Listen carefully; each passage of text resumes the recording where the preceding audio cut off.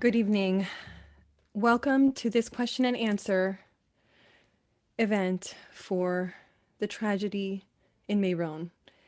Now, this evening is titled A Question and Answer, but it's really an opportunity for us all to bond together as a community, as collectively we mourn and honor those that are lost, and we work through and try to process and hold space for all that we have, all of our feelings, all of our questions. So thank you for your warm opening words. The truth is, I am pretty lacking language to express the profound and overwhelming heartbreak that we're all experiencing. But as our great masters have taught us, that though it may be difficult to speak, it's more difficult to remain silent. There's some power about us coming together, a synergy that gives us strength, that allows us to find deeper resources to deal with such a tragedy. It still remains a tremendous shock. Just listening to some of the heartfelt words coming out of the people who survived, family members, father, listening to that father. I mean, it just breaks your heart when he says, please, God, don't take away my amunah, my faith from me. When you hear about the child, literally his last gasps of breath, saying Shema, a prayer, saying, thank you, Abba, thank you, my father. I mean, what can you say? We should never experience anything of this nature, but some of the most powerful and nobility and the dignity of the human condition emerges when you see people under such duress. So here we are, collectively and individually grieving. It's the middle of the Shiva. So I want to begin by saying, Hamokem Yenachem Eschem B'Sech Shar Avlitzin V'Shalayim, the traditional, ancient and timeless consolation and condolence that we say to all those who grieve, that God should fill the space and console you among all the grievers of Zion and Jerusalem. I want to say a prayer for all those that have perished, that their neshamas, after what they've gone through, they went to celebrate the joy and celebration of Rabbi Shimon Bar Yochai, that their souls have a particular sacred place wherever they may be before God, that all those that need a refuah shlema, complete healing, should be complete and speedy healing. And the families, I don't know what to say, but they should gather the strength and gain the power to be able to get through this, become stronger than ever. And this should be the last tragedy in our long exile. We should finally merit to the coming of Mashiach and be reunited with all our loved ones. So this is not a time for speeches. I've given my few words. I've spoken different times. Here I felt it's much more about us coming together and sharing, hearing from you. I will try to respond. But before we get into that, I want to say that there's something that's beyond words. We say a prayer when we can't convey words. And one of the ways of saying a prayer is also through a song. So with your permission and blessing, I would like to sing a song, a heartfelt song that has always been very close to my heart from my youngest years.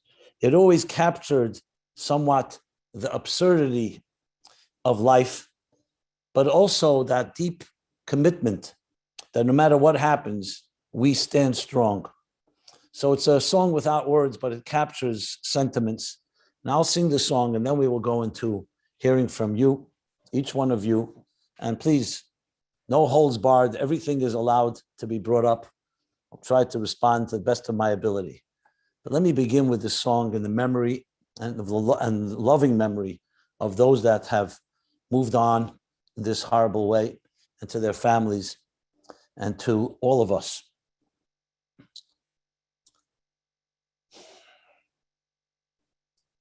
Oy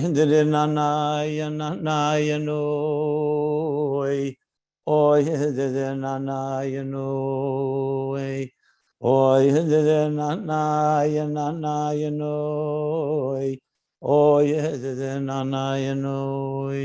Did ya na na.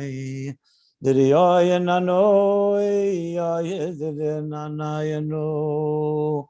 Did ya de na na ya na no. Oy de na na ya no. Ya na na ya no. Ya na na ya no. Ya na na. Ya na no. Ya na na ya no. Ya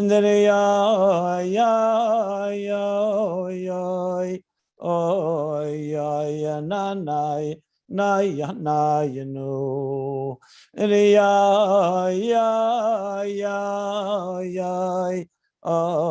Ya na na ya na na ya na no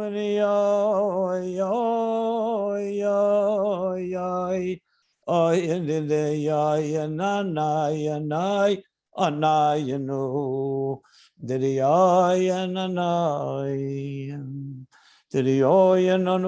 no ya na ya no. Oh, ya na na ya na na ya no, ya na ya no, oh ya na na ya no, ya na ya no, oh ya na na ya no, ya na ya no. Oh, yeah, na na ya no, ya na ya no. Oh, ya na na ya na na no. Oh, ya na na ya na na ya no. Oh, ya na ya no. Oh, ya na na ya no. Oh, ya na ya no. Oh, yeah, na na ya no. Ya na ya no. Oh, yeah, na na ya no. Ya na ya no. Oh, ya na na ya no. Oh, ya na na. Ya na ro ya na ya na ya no. Ya no ya. Oh, yeah, ya na na ya no. Ya na ya. Oh, yeah, ya na na ya na no.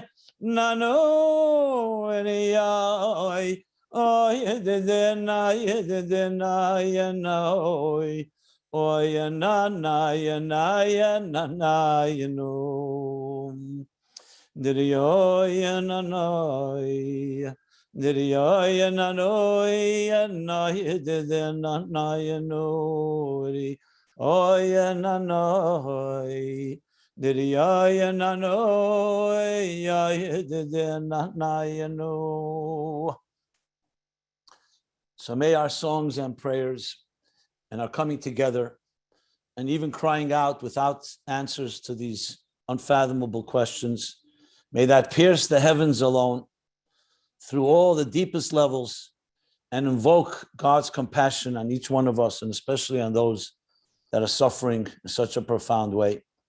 And may this evening demonstrate that superhuman power that we say in the verse, Mika Amchi Yisrael Goyechad Barat. Look how beautiful a nation that even when they suffer and even when they experience tragedy and loss, they do not lose their connection and commitment to good. It's difficult. It's a tremendous test, but still, this is the ultimate test, because when everything is stripped away, we see what we're really made of. So let us use this evening well in capturing and reflecting that human spirit. And it's an honor to be with you. And with that, let's open the floor and try to speak to each other the best possible way. But I would like to open up the floor. Thank you so much for your patience, everyone. And I would like to open up the floor to anyone who would like to ask Rabbi Jacobson a question directly. We do have a number of questions that have been typed, but it is nice to have that personal interaction. So would anyone like to ask a question? Or we can start with some of the ones that we received via the chat. Okay. So you can always message me if you do change your mind and you get the courage. I know it can be very challenging. The first question we received here on this chat was, is there a significance to the number 45? Well, there's always, everything has significance and everything has purpose. But I'll be honest, my knee-jerk reaction is not even to try to analyze it, because I feel it may even somewhat, I don't want to give it any deeper significance than necessary. We cry out to God, why such good people in such circumstances? And I just feel uncomfortable to try to analyze the numbers. I know people have been commenting on the 45 as being connected to the word ma, which is bittul, a sense of humility. But I would rather stay away from trying to right now, at this point, maybe in time when we look back at it and we could sit and talk and discuss it. To me, whether it was 46 or 45 or 44 or 43, it's an equal tragedy. And my sentiment and feeling. At the same time, as I said, everything I'm sure has deeper purpose, but I would rather not go into that right here. Mm-hmm. Okay. Thank you, Rabbi Jacobson. We would also like to ask, someone asked a question, is it okay to blame the authorities for poor crowd control rather than simply calling it the will of Hashem? I don't want to sound like a repeat. I think everything has its time. I really, even though I'm sitting here in New York and each of you in your place, I really feel I'm sitting in a shiva call by some of the families that have lost their children, that have lost parents, have lost a father, lost a brother or another relative. And when you're sitting in that type of state, I think everything has its time. I don't want to do finger pointing. Of course, there's a necessity to analyze and to figure out what could have been done naturally for crowd control, as you said. Meron has hundreds of thousands of people, and what mistakes were made. Of course, there's a time for that. But at this point, I think our focus should be really is about giving each other strength and going through it. And I also want to stay away from finger pointing and judgmentalism.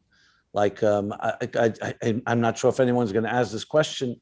The question could also be, should hundreds of thousands of people come together in this fashion?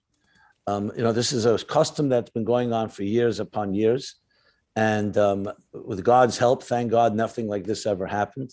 Now that it has, I'm sure it's going to be reviewed by the authorities and by the people who attend these pilgrimages and their organizers and the rabbis to make sure that everything is as secure as possible. At the end of the day, we can look at those that are responsible. I don't want to blame God completely, but at the end of the day, God does decide who lives and who does not. And that's something that we will never understand, those mysteries. So I think it's a combination. It's a partnership. We have to do everything possible in a healthy, in a natural way to keep safe, just like we go to a doctor, just like we take other measures. At the same time, God is a partner, and we hope that God blesses us and makes sure to keep us safe at the same time. So I think we need to combine the two, and each thing in its own particular time to address. I am sure, rest assured, this is going to be investigated and looked at, and I'm sure there'll be finger pointing, but that we have to stay away from that. We need to make sure going into the future, everything is secure. But right now we're sitting literally in open graves and open and wounded hearts. So I think I'll try to focus more of that for this moment. Mm-hmm. Thank you so much, Rabbi Jacobson. I would like Rosalie Weissfeld, I'm sorry. She would like to ask you a question. So Rosalie, I'm going to ask you to unmute yourself and let me know if you receive that. Okay. Thank you so much, Chaya, and thank you so much, Rabbi Jacobson, for giving us this opportunity to speak with you directly and to have a conversation and to gain some understanding. I I was able to watch the Levaya of Donnie Morris and come to know him through his father, his Rosh Yeshiva, the rabbi, his aunt, brother, who spoke so lovingly about him. And even though I didn't know him before, I feel like I came to know him. And I read a beautiful writing from the mother of Ozzy Colte, Sue Colte. And I, as tragic as it was, it there was so much emunah, there was so much faith in every word that every person spoke, that it helped me to gain some peace, because is when one neshama rises to the heaven, even if it wasn't somebody that I knew directly, it's still somebody I knew, because we all share so much as a Jew. So when one is hurt, or 45 or leave this world, their neshamas, their presence, their lives still affect all of us. And I just wanted to express that, and to ask you, though, if there, what can I do to help? What can I to say to him? Chaya, thank you so much for leading us earlier. But there's the question of why and how did it happen, but also the sense of I grabbed my faith even stronger, because there has to be a reason.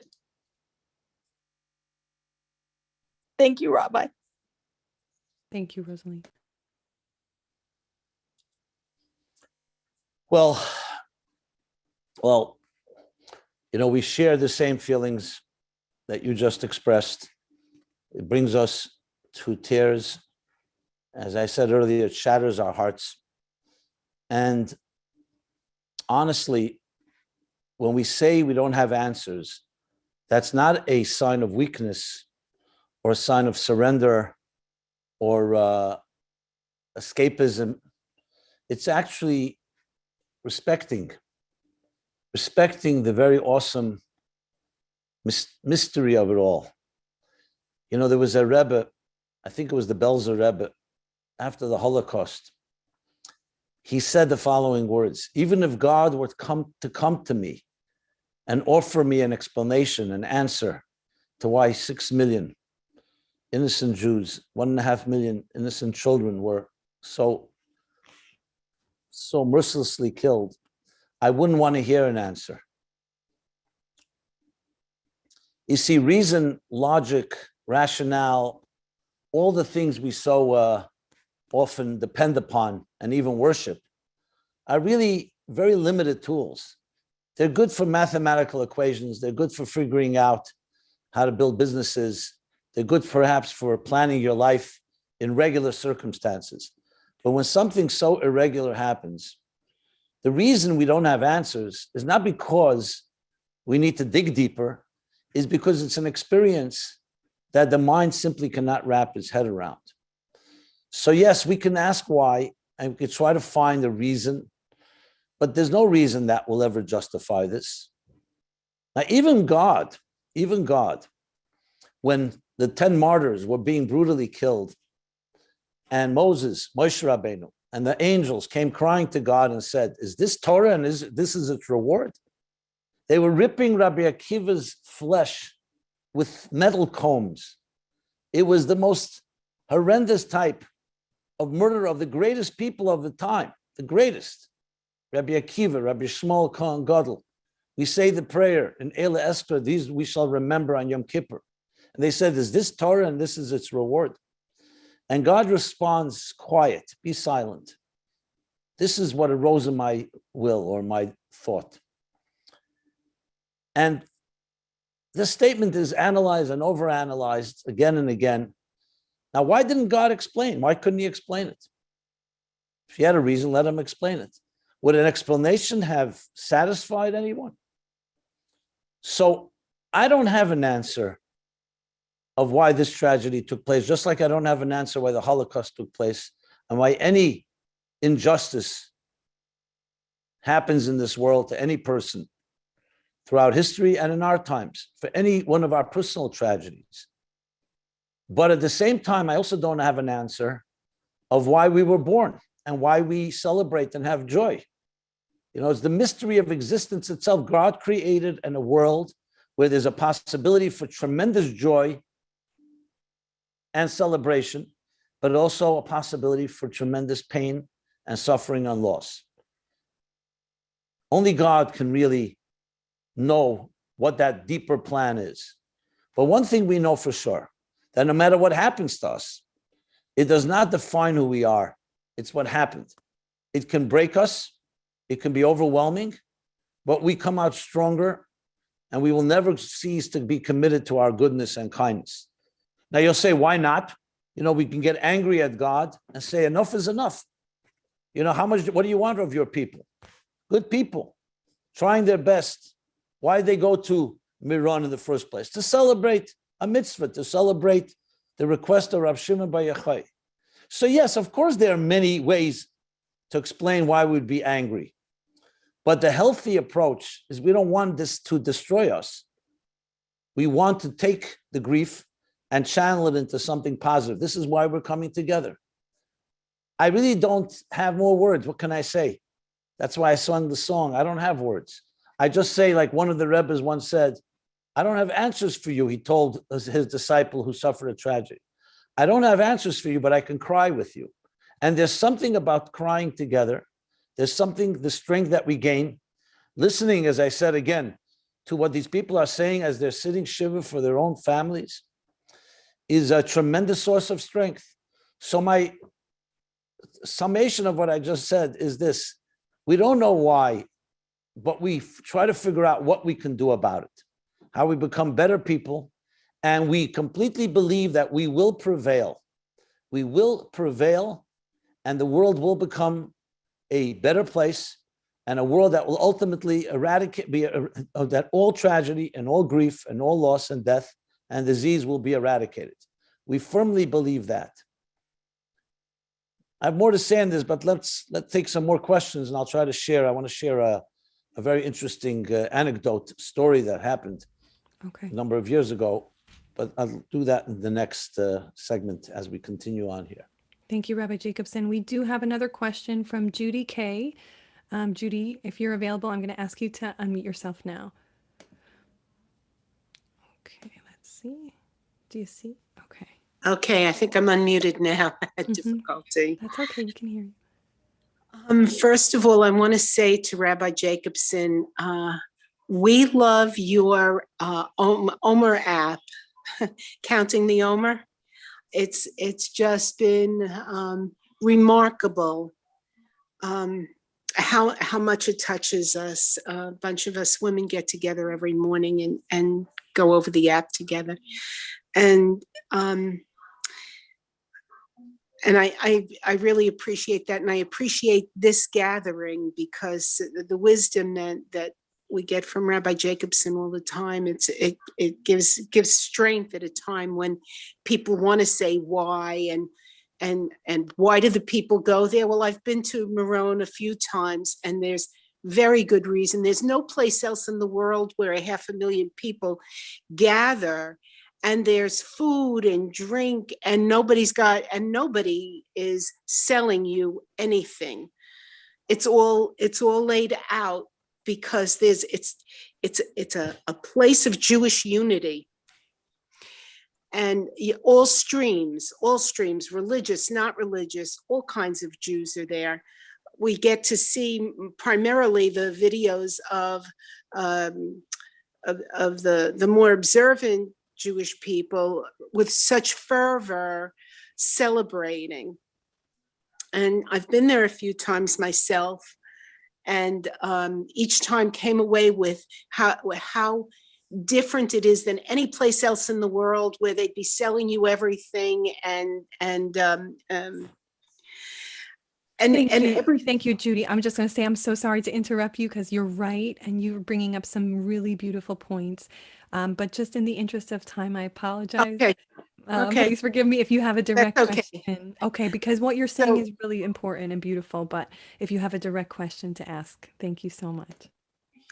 So my direct question was already answered, and that is, there is no why, but it is a day of unity, and this could, I'm thinking that this could be footsteps of Mashiach, God bringing us a little closer by some tragedy. So that's it, and thank you. Thank you, Judy. Thank you for your words. Very touching. Thank you. Okay. And we actually have a number of questions that came in that a lot of people are asking variants of the question of why. So please forgive me if you've asked a similar question, why did children have to be among the victims? I think Rabbi Jacobson did cover that, that's really not our place to ask. But one anonymous person wanted to know, what can we do for their memories, for the people that are not here with us? Well, I want to still elaborate on the why as well and what we can do. So let me address both those. I don't want to correct you, but I wouldn't use the word "it's not our place." The experience of such grief and tragedy does not fit into the parameters of reasoning. So it's not respectful. It's like if someone asked you, let's talk on the positive side. Someone said, "Why are you in love? Explain to me, why are you in love?" Can you give a good rational reason for love? Yes, rationale, the mind, our cognitive faculties can appreciate love, can respect it, but it's really beyond the capacity of pure logic. I don't mean that it's irrational or illogical, but it's not just logical. Love, when you love your child, you love your spouse, you love people, you love them beyond just a reasonable reason, meaning, you know what, if they do so and so, I love them. And if not, it's not conditional, because the commitment is completely there no matter what. Whether it makes sense or doesn't make sense, love is always in place. Sadly, on the other end of the spectrum, the same is with death and grief and sadness. It's just not in the parameters, not in the structure of reason. So the only thing we can do is face God face to face and say to God, you know what? You created a world where you said that when we behave in good ways, we'll have good lives. But now I see good people suffer. It seems unreasonable suffering. It doesn't seem justifiable in any way. So you're now facing God in a way, place that's beyond the structures of reason and all the other equations that define so much of our lives. It's actually a very sacred place to be, but it's one that nobody ever wants to go there, because you're dealing with God that's beyond the regular structures of things. So I just wanted to acknowledge that. And I want to share the following, and then I'll respond to the question of what we can do as a continuation. I've shared this a number of times, but I think it's very powerful. I've asked this question to many Holocaust survivors, and including a friend of my father's, and then became a friend of mine, Rosalie Weissfeld. And the question I asked was, is it true that when the Jews marched to the gas chambers, they would often be heard singing a song called Anima, I believe with complete faith in the coming of Mashiach. And though he may tarry, he may be delayed, I still believe. Is it true? So he answered, Mr. Weissfeld, Rosalie Weissfeld said to me, he wasn't near the barracks were kept at a distance from the gas chambers, even though everyone knew what was happening.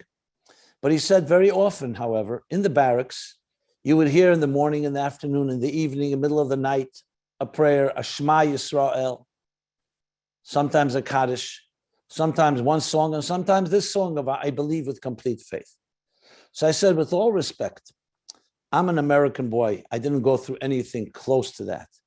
But I wonder, and I am asking as a skeptic, so to speak, Isn't it sound somewhat absurd that a time, the darkest time in Jewish history, where God literally was completely concealed, allowed his people to be massacred in such a way, an inhumane way, shouldn't the Jews have been justified to be really upset and angry at God?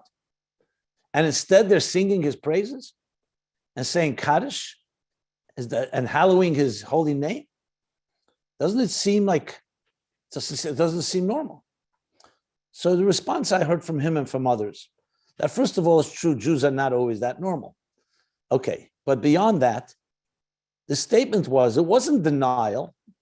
They knew where they were going to their deaths and the most horrible way. It wasn't escapism. It wasn't fantasy. It was actually the most powerful declaration that a Jew could make, a human being could make. And that is that you may take our bodies, but you can't take our souls. You may take our lives, but you can't take our beliefs and our faith. And if it won't be us, it will be our children. And if it won't be our children, it'll be our grandchildren. But we will prevail. Our belief in goodness and our belief in God and our belief in values will not be destroyed because you are killing us. We will prevail. So fast forward. Yes, 1/3 of our people were taken from us. 18 million Jews, 6 million, 1.5 million children, as I mentioned. But despite all the predictions and obituaries written, after 1945, the Jewish people did not die. Many of them were taken. A broken people. If you went by statistics, there were predictions that the Jews would no longer exist by the year 1990. And it made sense. 1/3 of the people were killed. Many of them leaders. Entire communities, cities were wiped out. The Jews that remained were broken, refugees, had no home, nobody wanted them. Israel was not yet established as a state. So you make that prediction, but Jews never went by statistics. They went by something that transcends statistics. It's a supernatural and superhuman belief in the very goodness of things. And what happened? Grandchildren and children of the Nazis, Yamach Shemam, changed their names. They hide their identities. They don't want anyone to know who their grandfathers are or grandmothers. And the Jews, their children and grandchildren, built communities, both in Europe and the United States, in Israel and all over the world, and are proud. And what do? They would not only do we remember those 6 million, we've built institutions in their names. So this is this better than the answer why it happened? I don't know why it happened, but I know what it resulted in. As the verse says in the book of Exodus, in Shmois, Kashayana Esam, as the Jews were afflicted, Ken Yirba v'Chen Yifritz, in direct proportion, they thrived and they flourished. So this brings me to the answer to the initial question. What do we do? For every person who was taken, not only do we remember them and remember their names, and we never forget who they are, we now have to fill their shoes. What would have happened to each one of these 45, the trajectory of their lives that was so cut off prematurely? They would have built families, some of them. Some of them already had families. They would have gone on to do great deeds and good deeds and mitzvahs. So it's not enough just to remember them. We now have to double and triple our good deeds to fill the void. Hamokam Yenachem Eschem, I mentioned. There's a space missing in their families, but there's a space missing in the world. So our job is to fill the shoes, fill and be their arms and legs, since we are blessed with life and God has given us life. What are we going to do? Right now, we make the determination this evening and tomorrow, and frankly, it's been done. Look at the thousands, if hundreds of thousands, or even millions of good deeds and charity and unity that is coming out of this. Now, no, it's not a justification. We all wish it wouldn't have happened, but nothing less than doubling and tripling. For every tragedy, we have to do so much more in joy and in celebration and in unity. And unity is a big one. Once and for all, let this be a wake-up call to create tremendous, unprecedented wave of Avos Yisrael and Achdus Yisrael, love, unconditional love and unity, That would be a tremendous tribute to these individuals and to all of us. And you can go on the list. I'll give more suggestions as this evening goes on, but we can continue to do whatever is possible. Each one of us in our own way, be creative, but initiate. Don't wait. See it's hurting you. The hurt should be a catalyst to doing something positive, and maybe more than one thing positive. And I'll finally say, this is the best lesson to our children. We will remember this year, 2021, Tufshin Peyala, 5781, as we will remember 5780, this past year. And our children are watching us. How do we respond to tragedy? Yes, we cry out. We are in collective mourning, individual mourning, but we also have taken this and become far better people. There's no better lesson you can leave and teach your children by example what happens when a Jew is in crisis, when a tragedy strikes like this, and the growth and the beauty that will come out of it, and the good deeds that will come out of it, that will last forever. The pain will subside, but the growth will be forever, and we will prevail, and hopefully as quickly as possible, that we don't have to wait any longer. Amen. Thank you so much, Rabbi Jacobson. Another anonymous person asks, how do I still believe in the power of Tehillim and prayer when so much has been said and the outcome does not change? They also wrote that Hashem has his master plan. So, there's an understanding that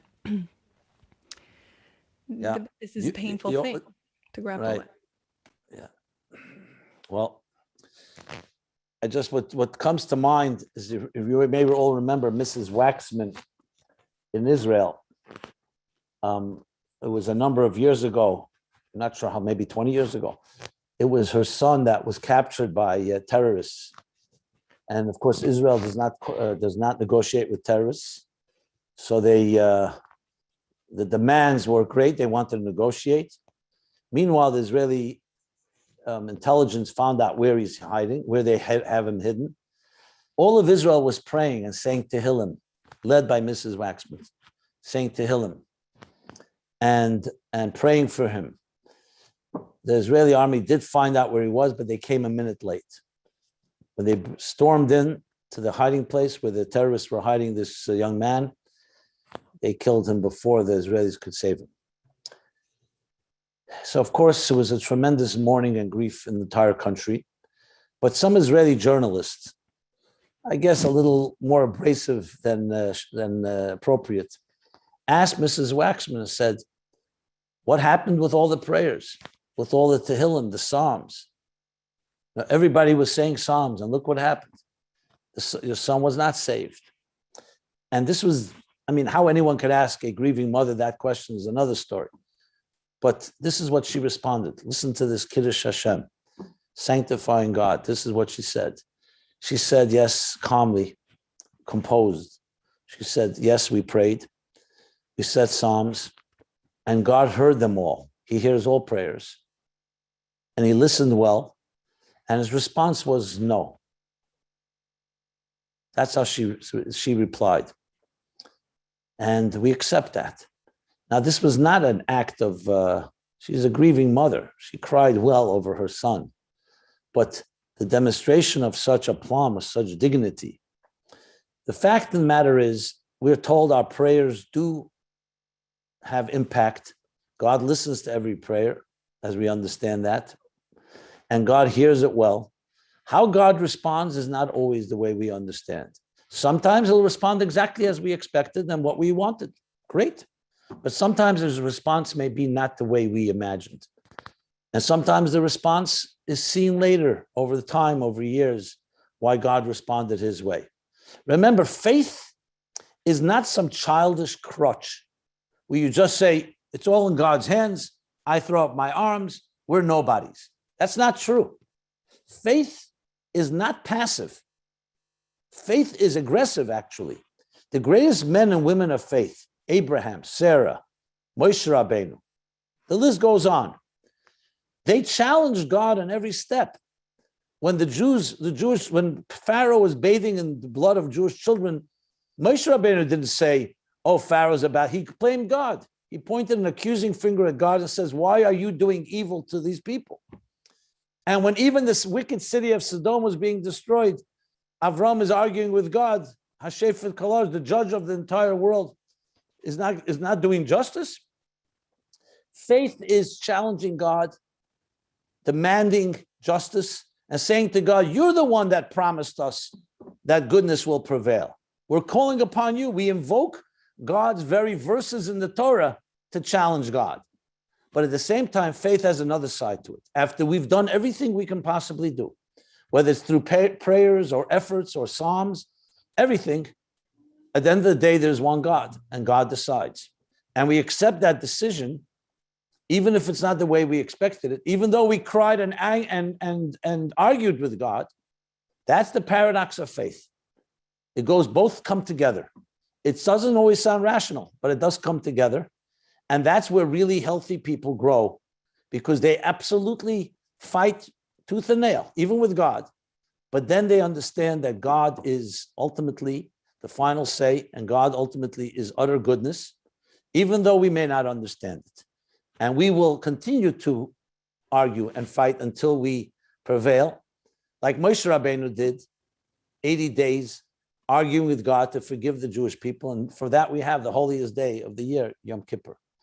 So practically speaking, what we need to do is we need to act, increase in goodness and kindness as much as possible, as I've mentioned before, even more than the negative that has happened around us. Thank you, Rabbi Jacobson. We would just like to, again, remind people that if you do want to ask your question directly to Rabbi Jacobson, the floor is still yours. We have a number of questions to still work through, but feel free. If you would like to take the opportunity, you can raise your hand or direct message me if you want to ask your question on video. Otherwise, we would like to address the question. Should I feel selfish for thinking that my relatives who were in Meron, who were spared when other people are mourning, meaning, how can I relate? How can I accept this? How do I be so grateful to Hashem, but yet also deal with the tremendous tragedy as well? So how do I respond when other people are mourning, but yet this man in particular was feeling so grateful and relieved? The Talmud tells us, and I believe one of the questioners pointed this out, we are all one organism, like one body. There's a right arm, a left arm, different organs, different limbs, different systems. And one complete body is, every part of the body is interdependent on the others. So if, God forbid, one part of the body, even a small toenail, is hurting, it hurts the entire body. But at the same time, we obviously want to strengthen the parts of the body that are not hurting. So the fact that, for example, a person has, let's say, God forbid, a little pain in their arm, but their other arm is functioning fully well, you celebrate. And as a matter of fact, the healthy part of the body will help strengthen the weaker parts. So when someone is ripped from us, from our midst, and here we have 45 holy human beings, men, children, teenagers, ripped from us, our body is aching. Whether we feel it completely or not, it depends on each person's sensitivity. But the fact of the matter is, parts of our body were amputated from us. But there are other parts that are strong and need to be strong, because they help heal the parts that were weakened or torn from us. So we need to always remember, this is not a selfish experience. You know, I was saved, thank God, and at least I'm around. No, you're saving the fact that God blessed you and saved your life. Let's say you were in those circumstances. I know some people who were there, and yes, they came out intact. So you have to look at it. This is a blessing God gave you, to always remember, not just I saved my skin. Now that I, in that place, what can I do to strengthen our collective body? You know, I heard in one of the videos, one of the people sitting Shiva for, I think, a child, said that somebody came to see him, somebody who was there in the crowd. And he says, I felt that that individual came to ask me for forgiveness. because clearly he was very close to his child and may have even stepped on him, and he felt very guilty about it. And the father was actually very touched that he came, but I look at it this way. He came not just out of guilt, but it's also out of saying, I'm with you. I survived for whatever reason, and I'm with you. And we're all part of one entity here. And that's really the way we should look at this whole thing. It's not just, oh, thank God we got saved and we're out of here. No. Anyone, all of us, even those that were not in Meron, we're part of this collective body. We need to strengthen ourselves in the sense of strengthening our commitment to everything that's good, to mitzvahs, to Torah, to prayer. And that also strengthens those that have been weakened here, family members, and in many ways also compensates, in some way fills the gap and the vacuum left by those that were taken. Thank you, Rabbi Jacobson. Now we have a question from Jane and Mark. I will ask you to unmute yourselves. Let me just add the pin here so you can be on the screen. And you should be able to unmute yourselves now if you see the reminder. Okay, you're unmuted. I guess the question is, for one thing, I just wanted to thank the rabbi. Jane and I had done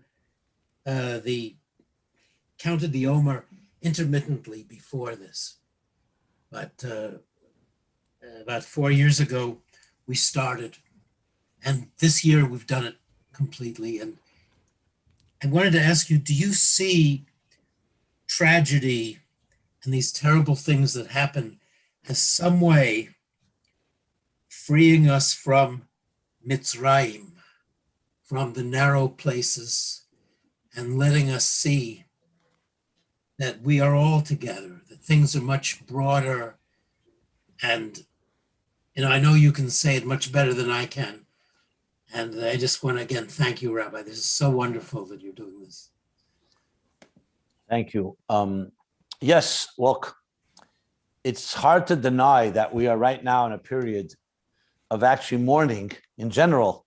Before this Meron tragedy, the days between Passover and Shavuos is counting the Omer. And one of the reasons we don't celebrate weddings and play music and do other leisurely things is because we're remembering the 24,000 students of Rabbi Akiva that perished in this period due to them not respecting one another.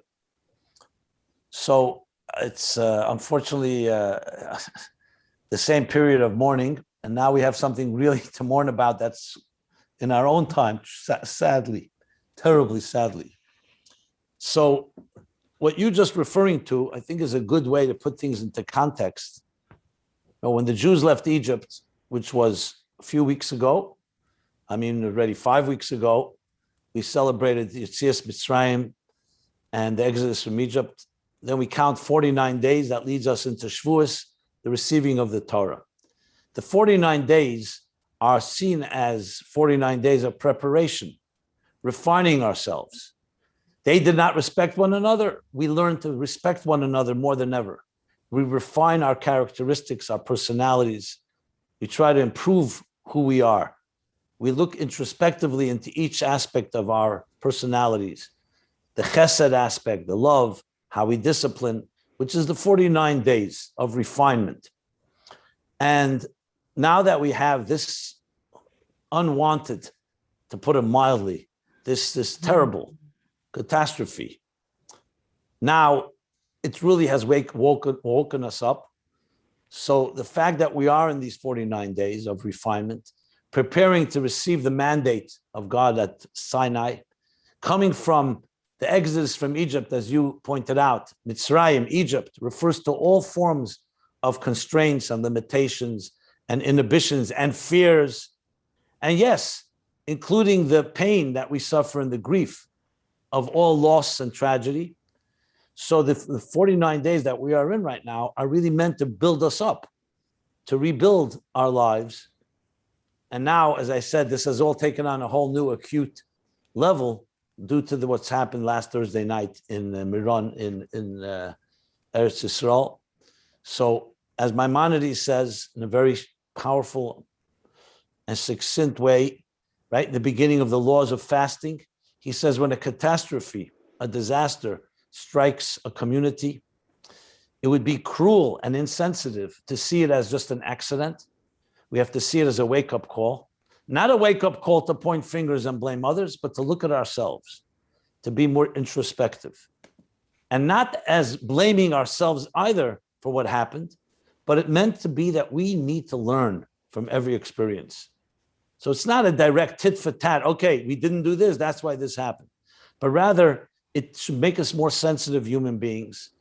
And this is very much what we're doing here. And I hope everywhere in the world, people coming together in different ways. The goal is to become more sensitive, more kind, more compassionate, more deliberate, and to, yes, not take for granted so many of our gifts and look at ourselves. I mean, that would be the minimum to honor this great tragedy. So this period of time really has all those lessons within us. Leaving the constraints, leaving the fears, leaving the Mitzrayim, reaching a place of Sinai and the revelation. And in between is our work on ourselves, introspection, soul searching, refinement, character development, and everything it takes to become better human beings, and how you speak to another, and controlling our anger, controlling our other vices, and allowing our virtue to become more powerful than our negatives.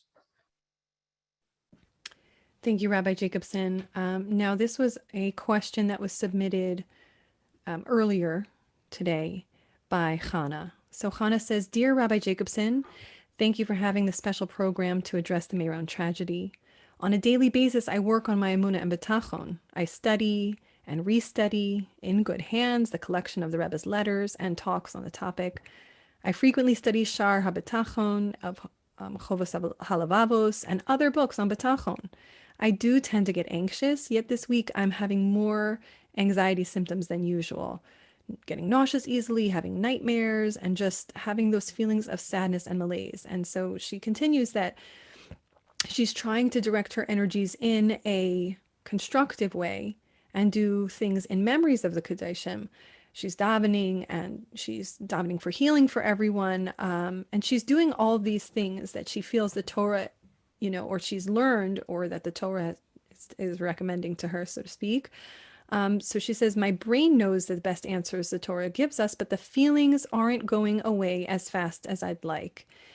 She says, it sounds a little crazy. I know Hashem gave us this tragedy, and here I am trying to control by what's by definition out of my control. But the bottom line is, she's asking, is there anything I can do to speed up the grieving and healing process?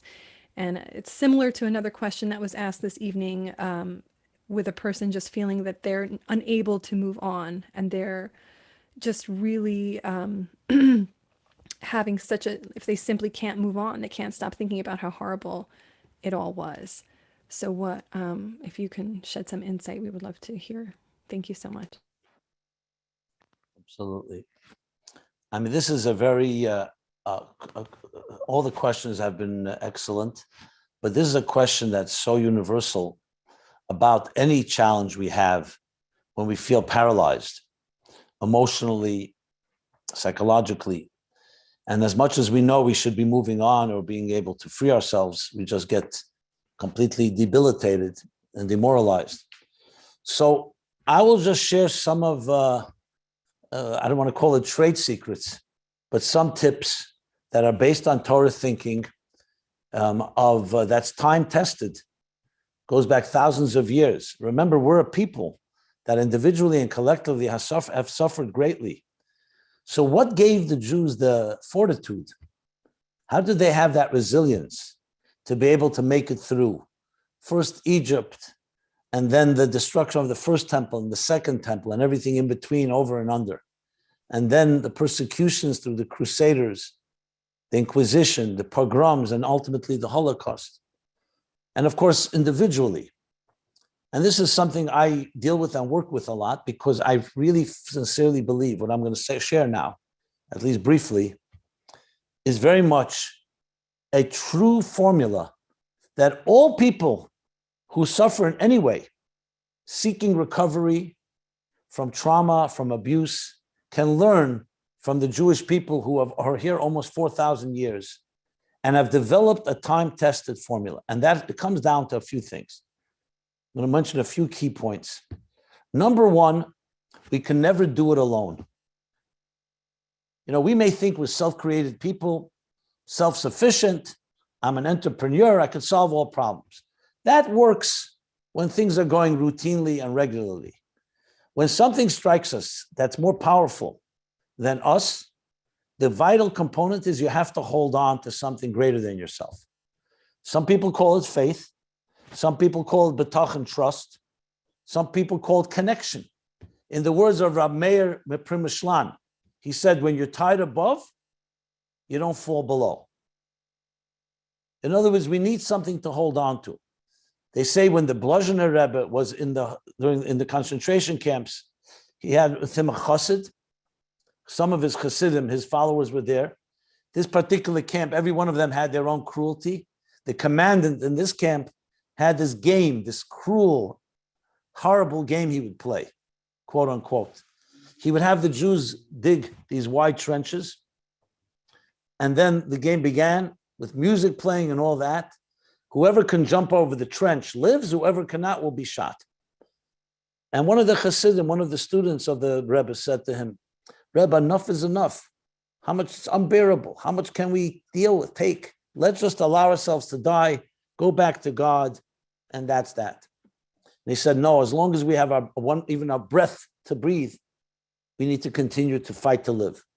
The game, quote unquote, began in the havoc and the mayhem. No one knew who lived, who didn't live. Well, the camps were liberated a little while later, and to their surprise, the chassid and the Rebbe meet elsewhere, some town, and they're shocked that they both made it.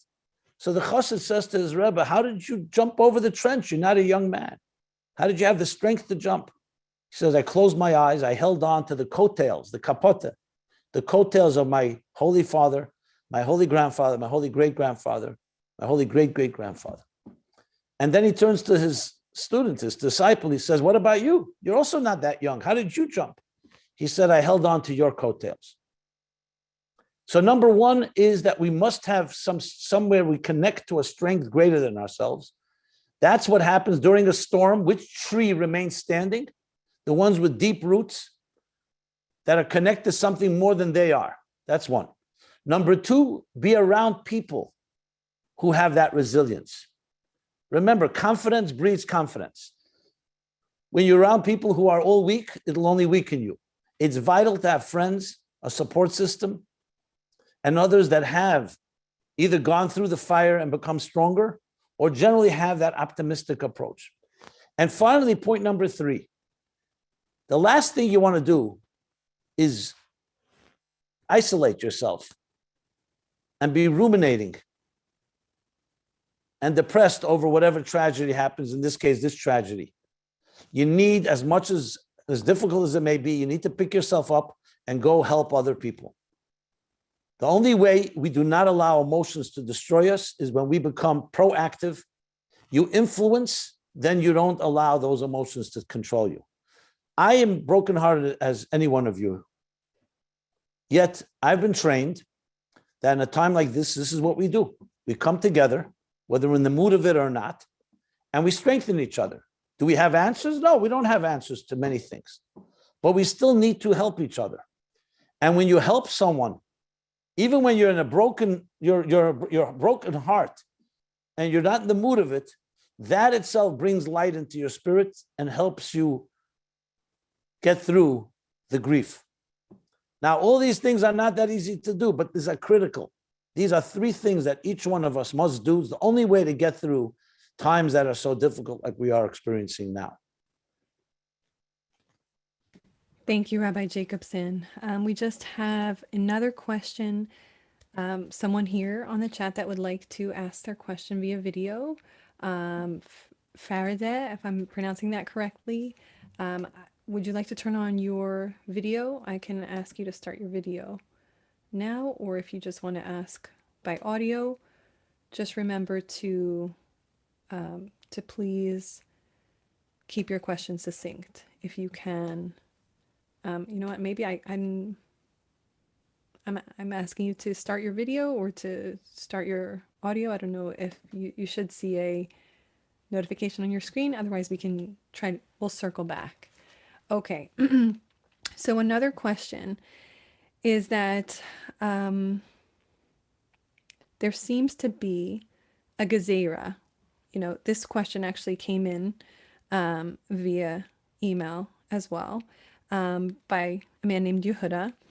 And he says, Bekitzer, like in short, he says that there seems to be this question that we can understand that Hashem perhaps had this divine decree and that these people were meant to pass away. And we can accept that. But why did Hashem have to carry out this decree in such a painful or horrific way? And someone else asked a similar question, couldn't they have passed on in their sleep, for example? So why did it have to come through in such a tragic, painful way?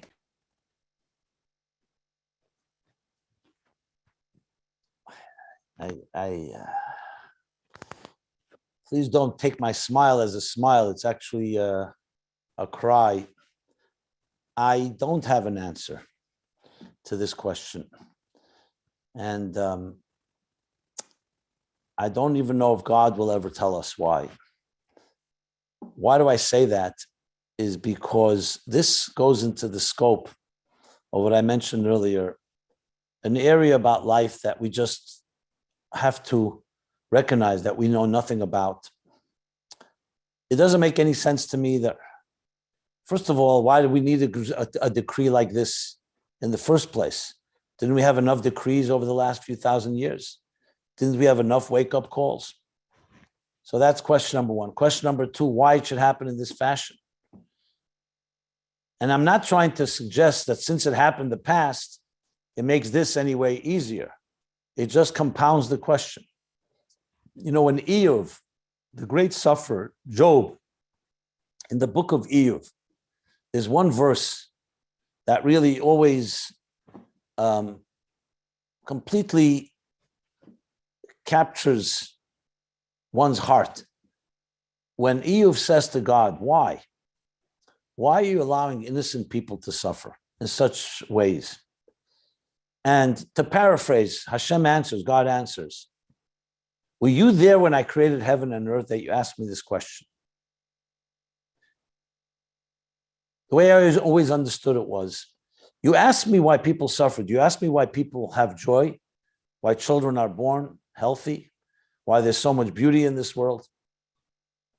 In other words, this goes into the realm of the mysteries of God's existence. I have absolutely no understanding why any human being should have to suffer. You want to take somebody, God, let it be, like you said, peacefully in their sleep. Recently, a fellow came to see me. His father was suffering from Alzheimer's. Very good man. And he says, I paid a lot of prices for my faith, but the Alzheimer's robbed my faith from me, because that I cannot understand. You want my father to die? Let him die. Why rip him away from his dignity? Why rip away his dignity, his self-respect, self-control over his own self? All I could do was hug him and say, I'm with you. I don't have an answer to such a question. I wouldn't even attempt an answer to such a question. Now, yes, can you start finding Kabbalistic, mystical? I hear when people start explaining things that it's a tikkun, a repair for a previous generation or a reincarnation of someone. I find those answers, first of all, how do you know? Did God tell you that that's his reasoning? Second of all, even if you think you know, is that that makes it better? So the point is, I don't have an answer to this question, especially in such a horrendous way. People crushed to death. I mean, it's like, who would even imagine such a thing? So I don't have an answer, but I do not believe the lack of an answer changes what we should be doing and how we should be motivated to continue to grow. And we just have to recognize there are areas in life that we simply have no answer for, and that should not weaken us. As a matter of fact, that itself, that acknowledgement to me is strength, not weakness. When areas that we really don't have an answer, it's much healthier to acknowledge it than try to come up with some pat or cute answer. Would anyone going to a shiva call to a mother who lost her child here and say, hey, listen, I'd like to explain to you why this happened in such a horrific way. Just even saying that sounds so cruel. So, my friends, I do not find the fact that we don't have an answer as a weakness. I find the fact that we are not God. And maybe it's very good that we're not God, because God has his own way of having to deal with all of this. And I'm sure, even though there's no anthropomorphism and we don't apply emotions to God, but we're also told that God suffers when we suffer. So I'm sure his suffering in many ways is even deeper than ours, because he knows so much more than we do. So that's how I respond to this. And I'm sorry if I don't have anything more adequate to say. It's very poignant. Thank you, Rabbi Jacobson.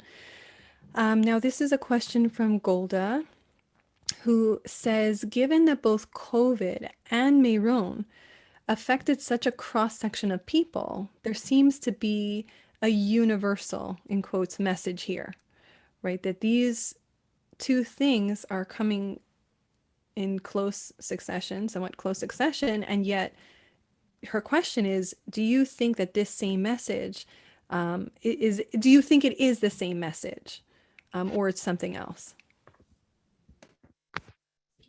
Look, it's hard to ignore the juxtaposition after a year of COVID, and we're still not out of it completely.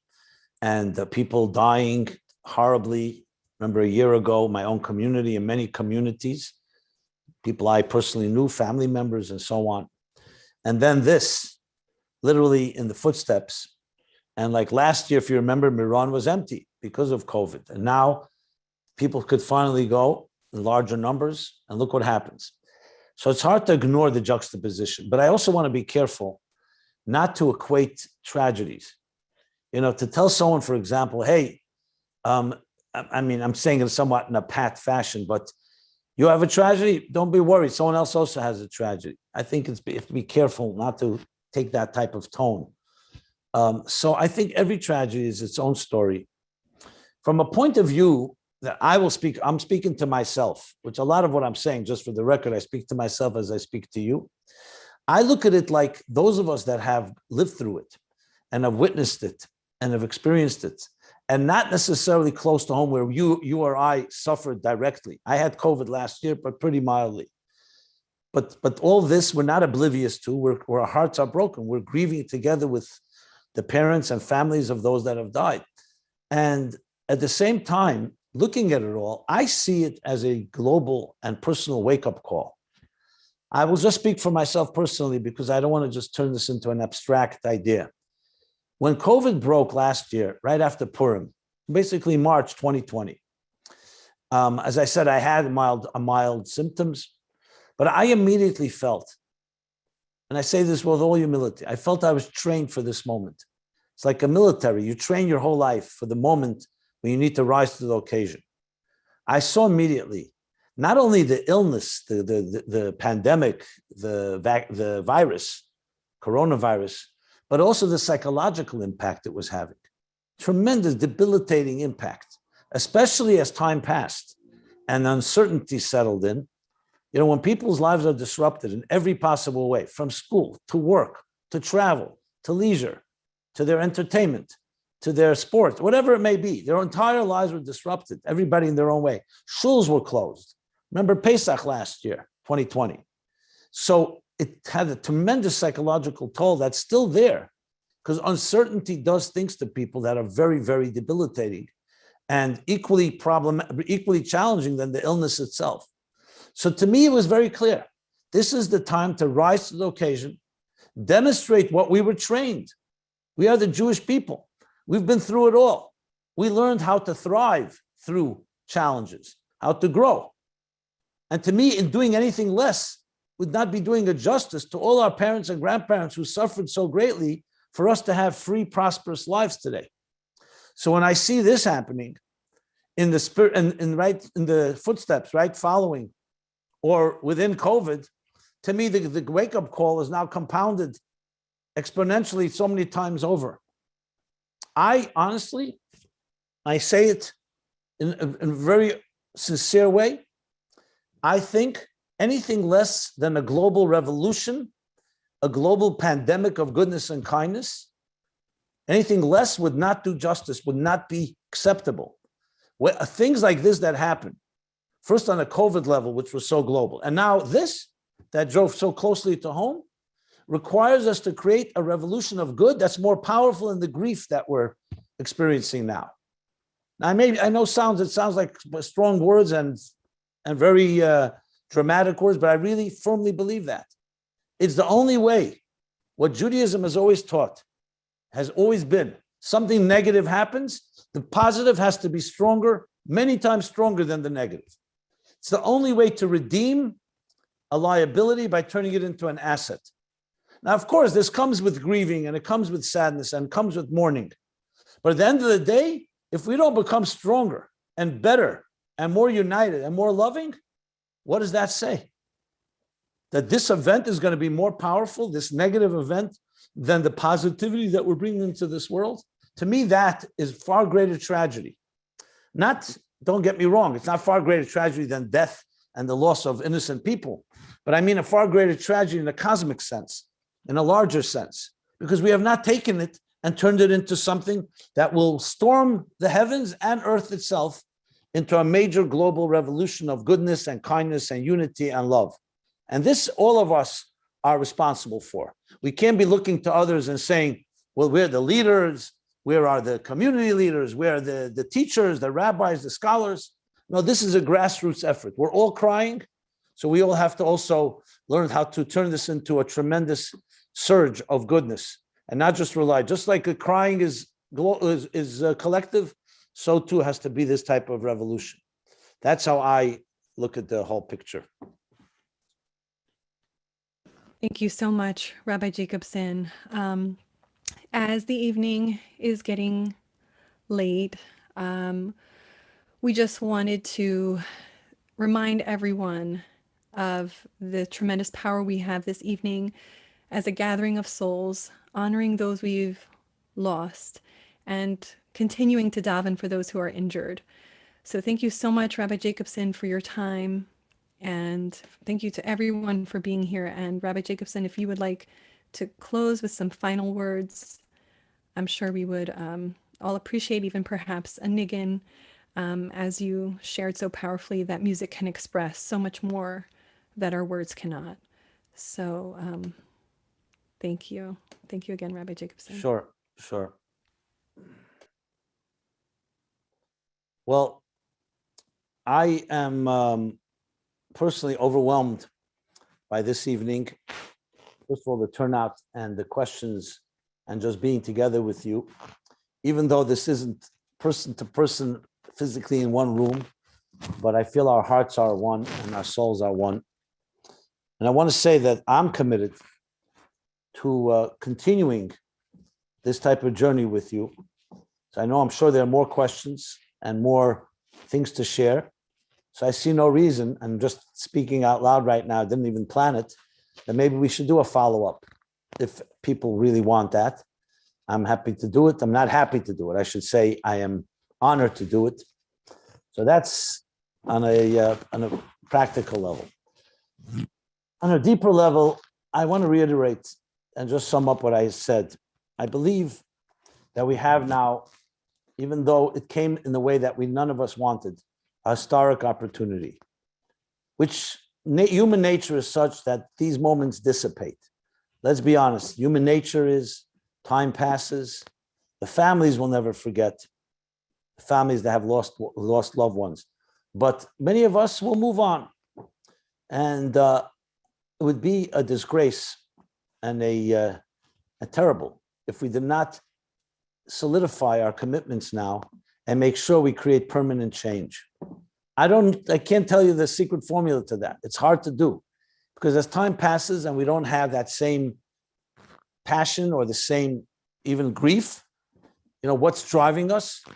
That's why I believe when you make commitments right now and say, you know what, I'm going to make a commitment to do something new that I've never done before, initiate a new class, initiate maybe some effort of goodness, of chesed, of kindness. Use your minds, each one of us. Let us put our heads together. Maybe one of the resolutions from this come together is we'll create a forum. Let's suggest ideas. Suggest ideas that each one of you can submit.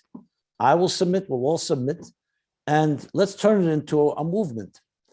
And I'm open to hearing any idea and happy to join, participate. It doesn't have to be everything formal, it can be informal.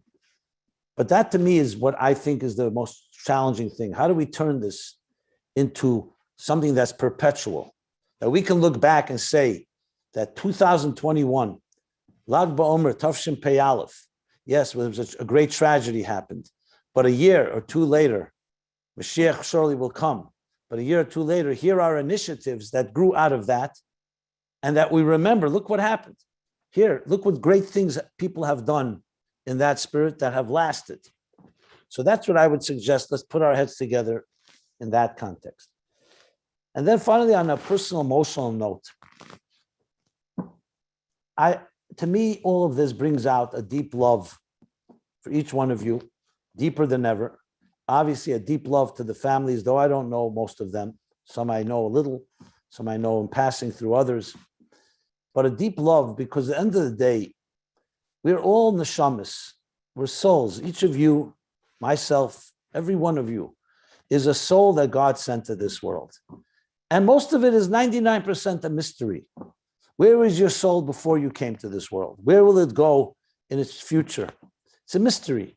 But we're here in this world, and we get sometimes so preoccupied and so consumed and overwhelmed by the material existence, by survival. And sometimes it's petty. Sometimes it's nonsense. Sometimes you look at things and say, what is that compared to matters of life and death like we're experiencing now? But then suddenly we're sent a wake-up call, something that shakes us up, a crack in the system, disrupts things, and it's meant to wake us up. And a wake up that you recognize, there's a deeper truths. You and I, each of us, is an ambassador that God sent to this world, ambassador of light, of love, of kindness. And that's why you're here. You're not here just to eat and sleep and make a lot of money and enjoy life. You're here to bring light to this world. God would not have taken your soul from such a beautiful Gan Eden and paradise and put it into such a harsh and cruel and hostile world if it weren't for a purpose that was greater than that beauty up in heaven. And what's that greatness? To take darkness and turn it to light. That is our mission.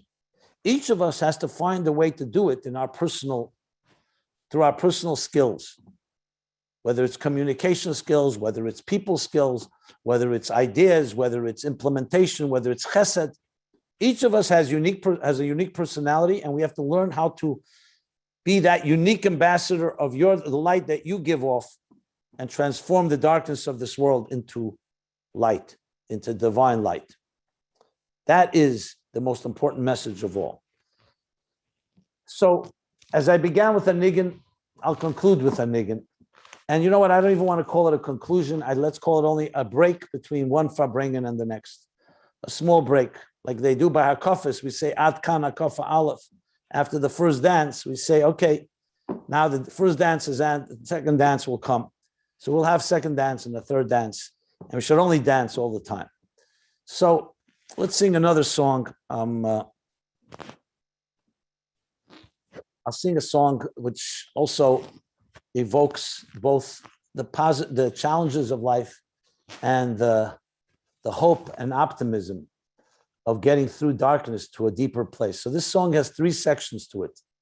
It starts with a nostalgic section that remembers a better life, a peaceful life, a beautiful life, a joyous life. Then there's a second section that is somewhat melancholy, that talks about the challenges we all experience. And the third part of the song reminds us of the optimism, the hope, the trust, the betachan, that we will once again experience only joy. So in a way, it's like the beginning of history. Things began beautifully. Then there was the fall. Each of us in our own way, we lost our innocence. Tragedy happens, as has happened now. But we never lose sight of the destination, that we will march to Mashiach and to the Geula. We will march to a world where there'll be no more disease and illness and death. And we will be reunited with all those that have suffered and those have been taken from us prematurely. So the niggin is called Shamil. If you know it, you can sing it along wherever you may be. It goes like this. Yo ya no ya no ya no ya na ya no ya na ya na ya no no ya na ya na ya no oh ya ya no yo ya na ya na ya ya na ya na oh ya na ya na ro ya na ya na oh, yana, yana, yo, you know. And the yana, yana, yana, ana, yana, yana, oh, yana, yana, oh, you know. Yana, yana, oh, yana, yana, yana, oh, yana, oh, you know, you know. The yana, yana, oh, yana, yana. Ay naro Niriyana yana yano yana yana yana yano Niriyana yana yana yana ay narayana naro Niriyana yana anayana yana yano Yo yana yana yo yana yana anayana yano yano and yo yana yana anayana yana yano. That's the nostalgia, remembering. Yana yana yana oh yana oh yana yana yano. Yana yana yana I did it yana oh yana yana yano did it yana yana yana yana oh yana yana the melancholy did it yana yana yana yana yana yano I nara yana yana yana I naro the hope and optimism. Thank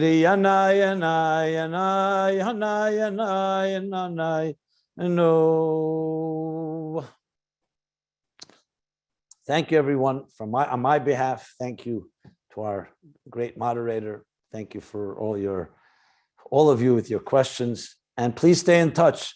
Any further questions, do not hesitate to write to us, to comment. And we'll try to plan, if need be, another connection like this. You want to conclude? Haye bracha. Thank you so much, Rabbi Jacobson. And we would just like to say that this itself is a form of healing, gathering, being strengthened by each other, with each other, and including positive resolutions moving forward. Thank you so much, Rabbi Jacobson. We'll be putting this on the Meaningful Life website. You will be able to catch this replay for those of you who weren't able to join from the beginning. Thank you again so much, and may the next time we all see each other be in person with Mashiach. Thank you so much. Thank you. Good night, everyone. Good evening. Thank you so much. Everybody be consoled, and we should only celebrate good occasions together.